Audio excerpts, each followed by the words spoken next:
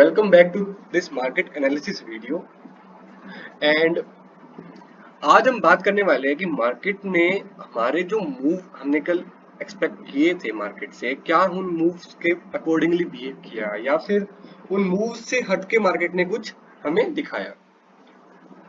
जो भी लोग चैनल से नए जुड़े हैं प्लीज सब्सक्राइब कीजिए एंड शेयर कीजिए ताकि ज्यादा से ज्यादा लोगों तक ये सारी चीजें पहुंच सके एंड वो भी कुछ सीख सके। जैसे मैंने कुछ सीखा मैं आपको कुछ सिखा सकूं और उसके आगे आप फर्दर अपनी लाइफ को आगे बढ़ा सके। चलिए गाइज अब बात करते हैं कल को। अगर मार्केट आज जैसा बिहेव करती है क्या कल भी वैसा ही सेम बिहेव कर सकती है या फिर नहीं, या फिर मार्केट के अंदर एक और ऑल टाइम हाई टच होगा या फिर मार्केट के अंदर थोड़ी सी और प्रॉफिट बुकिंग अभी बाकी है। कौन से लेवल्स इंपॉर्टेंट है, कहां तक मार्केट आ सकती है, किस तरीके से वो बिहेव कर सकती है, आइए चलिए देखते हैं। अब गाइस देखिए मार्केट ने आज निफ्टी 50 के अकॉर्डिंगली मार्केट ने आज एक ऑल टाइम हाई को टच किया, एक नया हाई मार्केट ने लगाया। अब नया हाई लगाने के बाद मार्केट के अंदर आई एक छोटी सी प्रॉफिट बुकिंग, जिसकी वजह से जो हमारे मेजर इंडाइसेस होते हैं ना निफ्टी और बैंक निफ्टी उनकी उसके अंदर हमें देखने को मिली थोड़ी सी सेलिंग, हल्की फुल्की प्रॉफिट बुकिंग हमें देखने को मिली। मार्केट ने आज क्या किया, मार्केट ने आज ओपनिंग की कहां पर, ऑल टाइम हाई पर। ऑल टाइम हाई पर मार्केट ने ओपन होकर और वहां से ही एक रेजिस्टेंस बनाया, एक न्यू ऑल टाइम हाई जो था हमारा 15,915 का।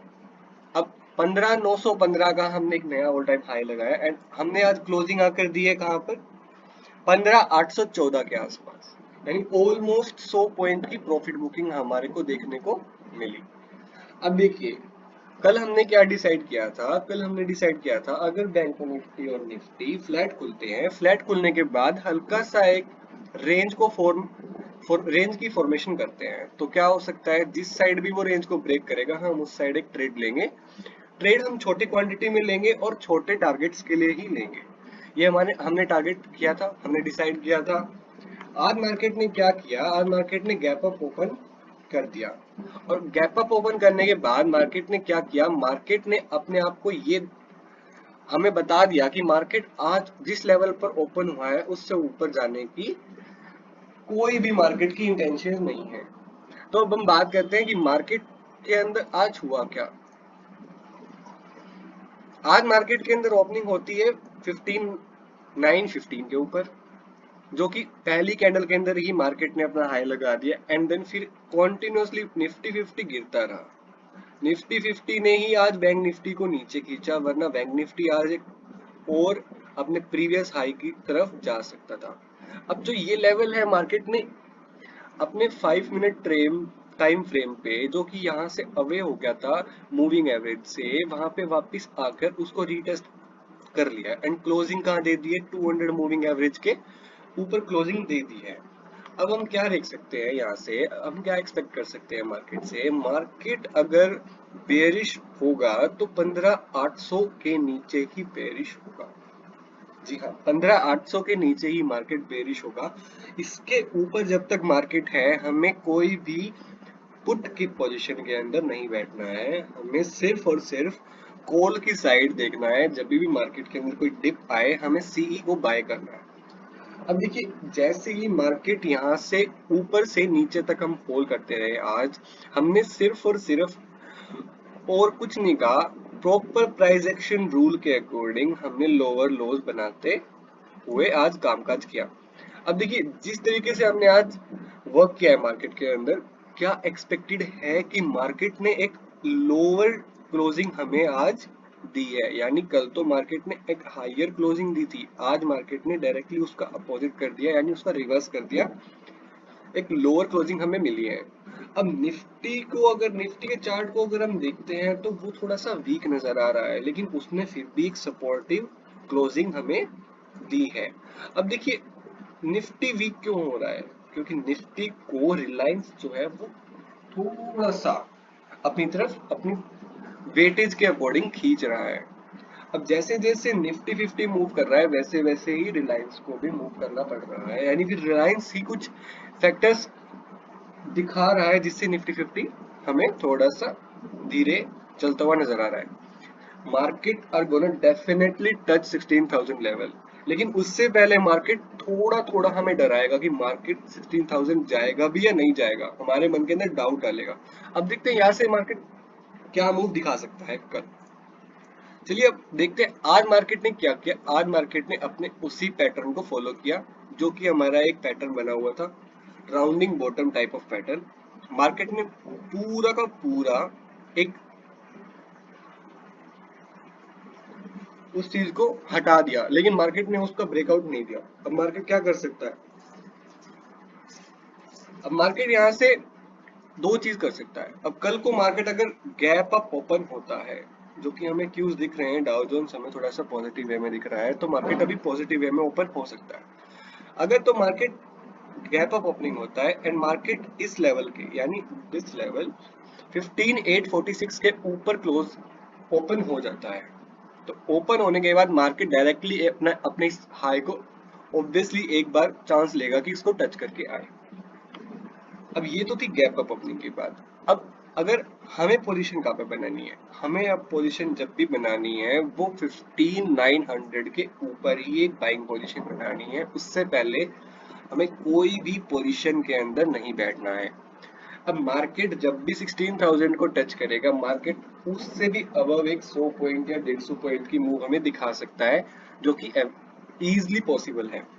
अब चलिए बात करते हैं, अगर निफ्टी 50 फ्लैट खुलता है, अगर फ्लैट खुलता है तो market gonna touch this level also, market इस लेवल को भी टच करने के लिए आ सकता है।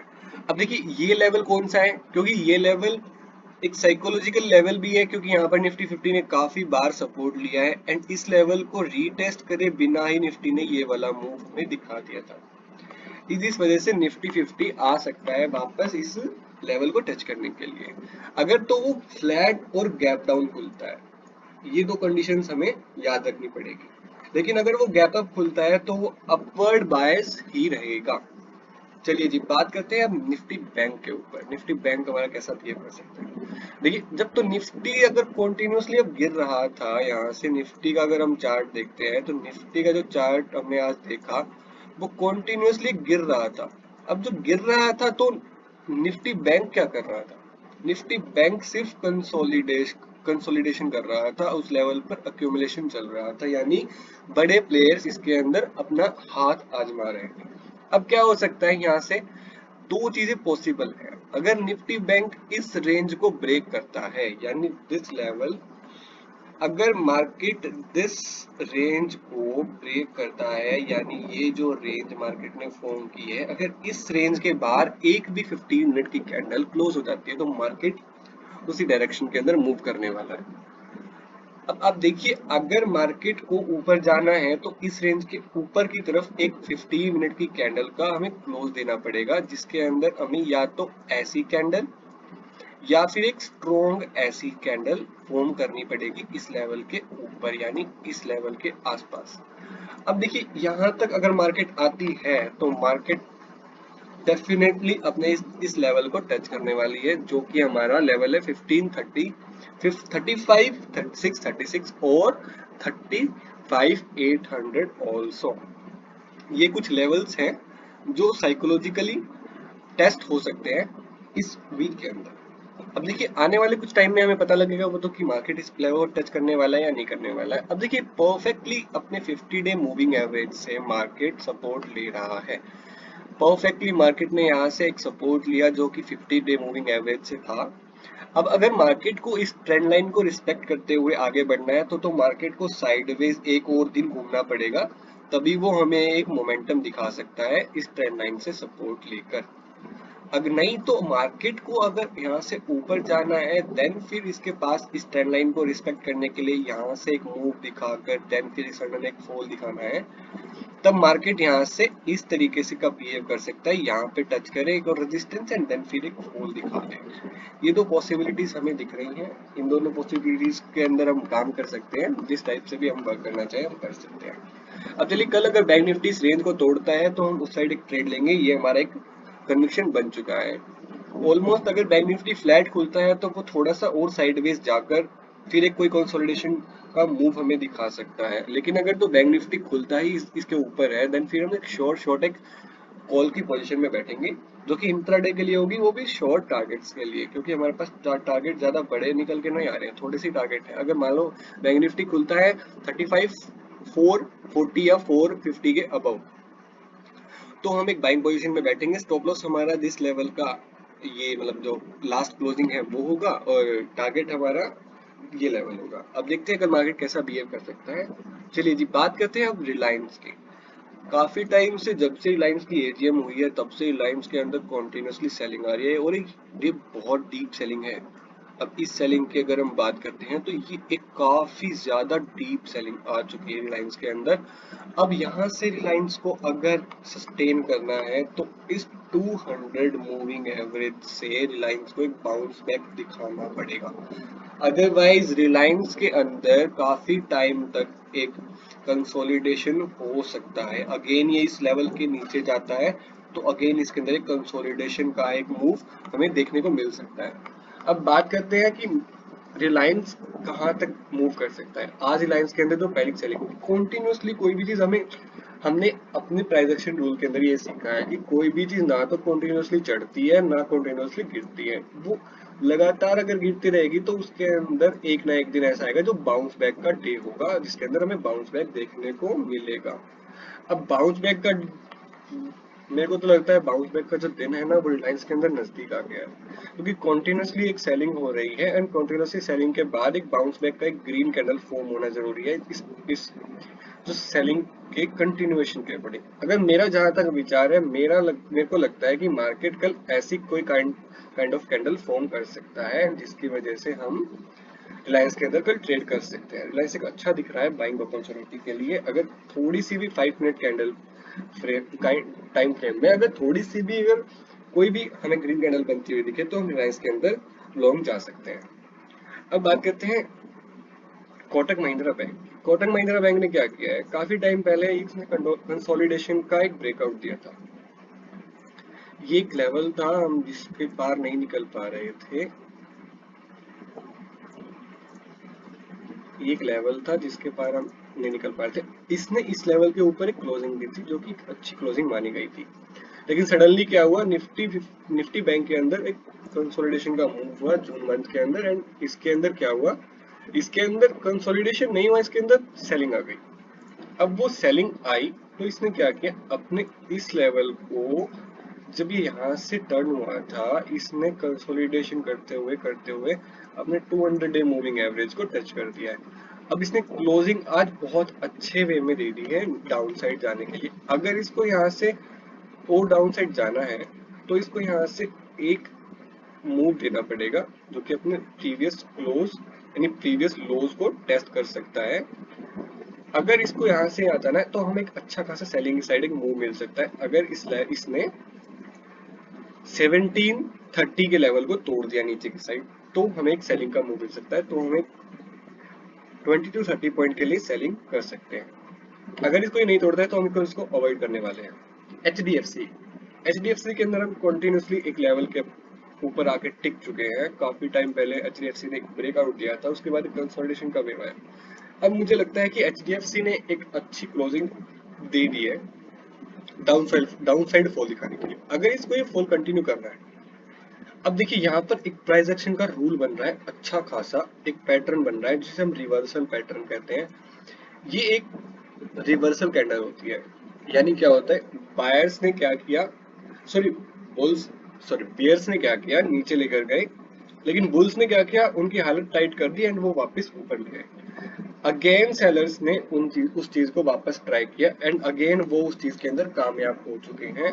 एंड अब अगर इसको कंटिन्यूसली फॉल करना है, जैसे ये इस लेवल को तोड़ता है, यानी 24,992 को लेवल को तोड़ता है, ये अगेन फॉल करने वाला है। इसका जो टारगेट होगा, वो ये वाला टारगेट होगा, ये हमारा टारगेट बनेगा एच डी एफ सी के अंदर फॉर इंट्राडे पर्पज। अब आते हैं टाटा मोटर्स के ऊपर। अब देखिए, टाटा मोटर्स का शेयर जब से न्यूज के अंदर आया है, तब से कॉन्टिन्यूसली एक अप ट्रेंड के अंदर चल रहा है।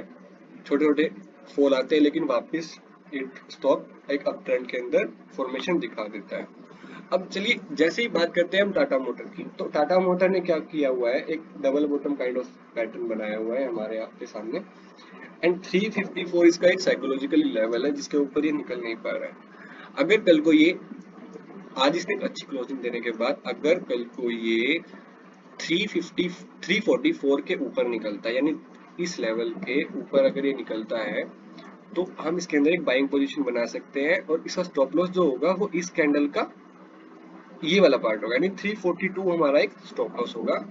एंड टारगेट हमारा क्या निकल के आएगा, टारगेट हमारा निकल के आएगा 352 का पहला, एंड देन फिर ये अपने ऑल टाइम हाई को भी टच कर सकता है। ये कुछ स्टॉक्स थे जिनके अंदर हम प्राइस एक्शन को देखकर, चार्ट पैटर्न्स को देखकर अपने आप अपने अकॉर्डिंगली ट्रेड कर सकते हैं, अगर हमें कॉन्फिडेंस बिल्ड करवाना है तो, या फिर हमें थोड़ा सा भी अपने आप को ये बताना है कि हम इस टाइप की भी ट्रेडिंग कर सकते हैं जहां पर किसी भी फंडामेंटल एनालिसिस की जरूरत नहीं पड़ती, सिर्फ चार्ट्स को देखकर हम मूव को फाइंड आउट कर सकते हैं। अगर आपको वीडियो पसंद आया हो तो प्लीज सब्सक्राइब कीजिएगा एंड शेयर कीजिएगा, एंड प्लीज मेरे कॉन्फिडेंस को बढ़ाने के लिए वीडियो को ज्यादा से ज्यादा बार देखिएगा, नॉलेज लीजिएगा। अगर आपको कुछ डाउट लगता है तो आप मुझे कमेंट में बताइएगा और ज्यादा से ज्यादा मुझे आशीर्वाद दीजिएगा। Thank you so much.